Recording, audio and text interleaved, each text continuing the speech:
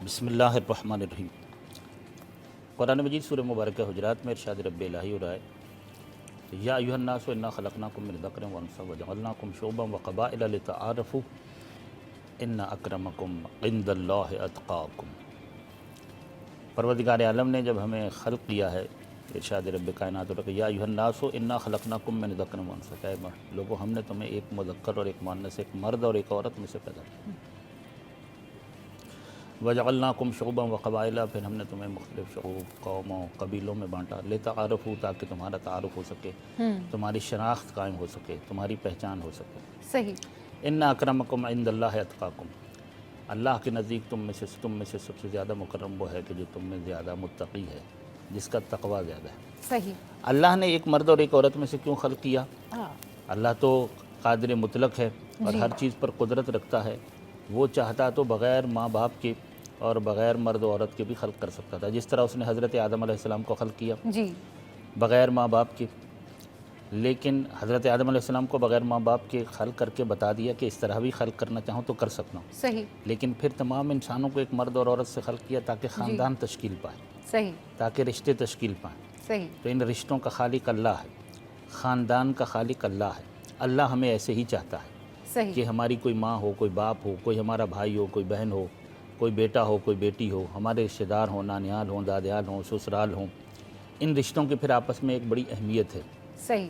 پھر ہمیں حکم دیا کہ صلہ رحمی کرنا واجب ہے، یعنی جو تمہارے ارحام ہے، جو تمہارے عزیز اقارب اور رشتہ دار ہیں، ان سے حسن اخلاق اور حسن سلوک سے پیش آنا تم پر لازم و واجب ہے۔ اور صلہ رحمی ٹیلی ویژن کا پروگرام ہے تو میسیج دیتا چلا جاؤں، قبلہ بھی تائید فرمائیں گے کہ اسلام میں صلہ رحمی ان نیکیوں میں سے نیکی ہے کہ جس کا صلہ دنیا میں بھی ملتا ہے اور آخرت میں بھی ملتا ہے، اور قطع رحمی ان گناہوں میں سے ایک گناہ ہے کہ جس کی سزا دنیا میں بھی ہے اور آخرت میں بھی ہے۔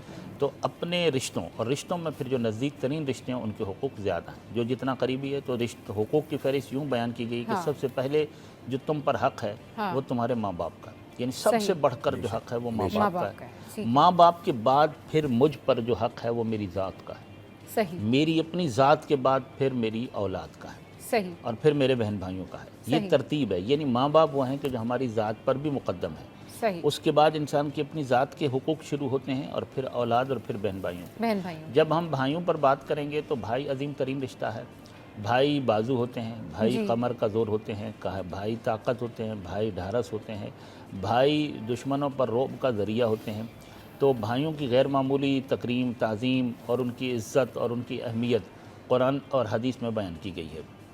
لہذا چونکہ مجھے اس چیز کا احساس بھی ہے اور اندازہ بھی ہے کہ یہاں اس وقت کم ہے، تو میں اس کم وقت کے اندر بات کو مکمل کرنا چاہوں گا کہ بھائیوں کے حقوق بھی ہیں اور بھائیوں کے فرائض بھی ہیں۔ مثلاً کہ اگر چھوٹا ہے بھائی تو بڑے بھائی کا فریضہ ہے اس سے شفقت کرنا، صحیح، ٹھیک ہے نا، اور یہ اس کا حق ہے، اس سے شفقت کا حاصل ہو جانا اس کا حق ہے۔ بڑے بھائی پر فرض ہے چھوٹے بھائی سے شفقت کرنا، چھوٹے بھائی پر فرض ہے اپنے بڑے بھائی کی تعظیم کرنا، اس کی عزت کرنا، اس کا احترام کرنا۔ اور یوں بھی کہا گیا ہے کہ بڑا بھائی باپ کی مانے جائے، باپ کا قائم مقام ہے، باپ کے بعد وہ باپ کی جگہ پر ہے بڑا بھائی جو ہے۔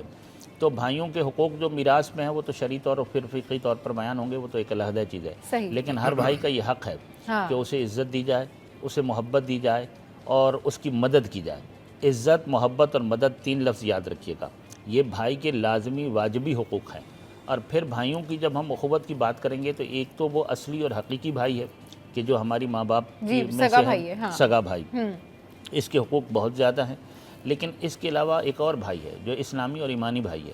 قرآن مجید نے اسی سورہ مبارکہ حجرات میں کہا کہ انما المؤمنون اخوۃ، ایمان کی بنیاد پر ہمارے درمیان اخوت قائم کی ہے قرآن نے، کہ بس تمام مومنین جو ہیں وہ آپس میں بھائی بھائی ہیں، سوائے اس کے نہیں کہ تمام مومنین جو ہیں وہ آپس میں بھائی بھائی ہیں۔ اہل ایمان آپس میں کیا ہیں؟